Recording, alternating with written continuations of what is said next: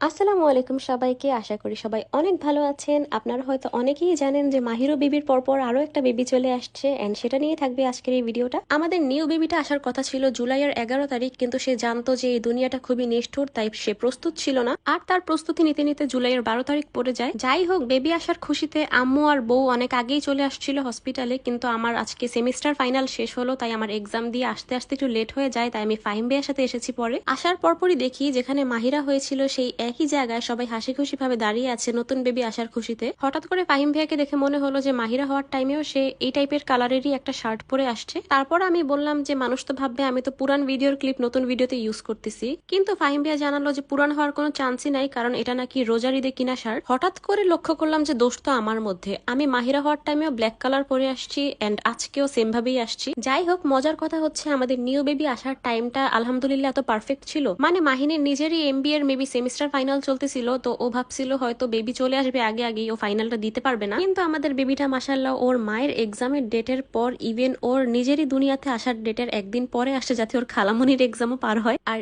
এই তো অনেক অপেক্ষার পর আলহামদুলিল্লাহ দেখলাম যে আমাদের একটা ছেলে বাবু চলে আসছে, আর ওর নাম দেওয়া হয়েছে ইজহান চৌধুরী আহিল। আর এই যে new mom in town Mahin Chowdhury. যাই হোক, আমার স্টোরিতে নিউ বেবির নাম শুনে অনেকেই জিজ্ঞেস করেছিলেন যে আপু ওর নামের সাইডে চৌধুরী কেন, ওর তো ওর বাবার টাইটেল হওয়ার কথা ছিল। এটার মেন রিজন হচ্ছে কোইন্সিডেন্টলি আমাদের ফ্যামিলিতে যত মেয়ের বিয়ে হয়েছে সবারই অন্য কোনো একটা চৌধুরী ফ্যামিলিতেই বিয়ে হয়েছে। আমার দাদাও আমার সবগুলো ফুপিকে চৌধুরী ফ্যামিলিতে বিয়ে দিয়েছে, ইভেন আমার সবগুলো ফুফাতো বোনেরও বিয়ে হয়েছে চৌধুরী ফ্যামিলিতে। তো ওই সূত্রে আর কি সব বাবুদের নামের শেষে চৌধুরী টাইটেল চলে আসে। তো বাবুকে 5 মিনিট দেখিয়ে আবার ভিতরে নিয়ে যায়। আমরা ভাবলাম যে এই ফাঁকে আমরা সবার জন্য মিষ্টি নিয়ে আসি, মানে আমি আর বউ। আর মিষ্টিগুলো নিয়ে এসে দেখলাম যে সবাই ক্যাবিনে বসে আছে।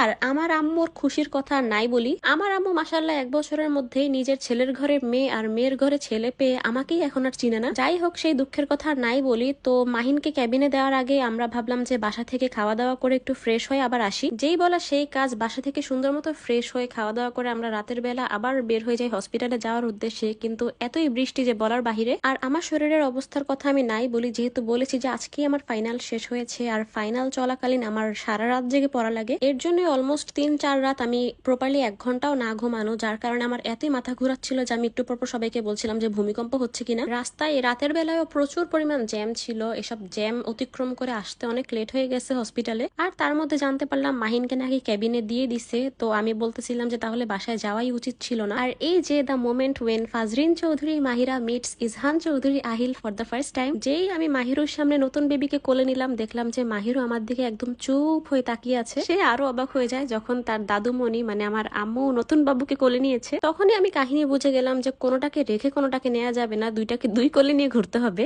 সো আজকের ভিডিওটা এই পর্যন্তই। দেখে সবাই মাশাআল্লাহ বলবেন আর আমাদের দুইটা বাবুর জন্যই দোয়া করবেন। আল্লাহ হাফেজ।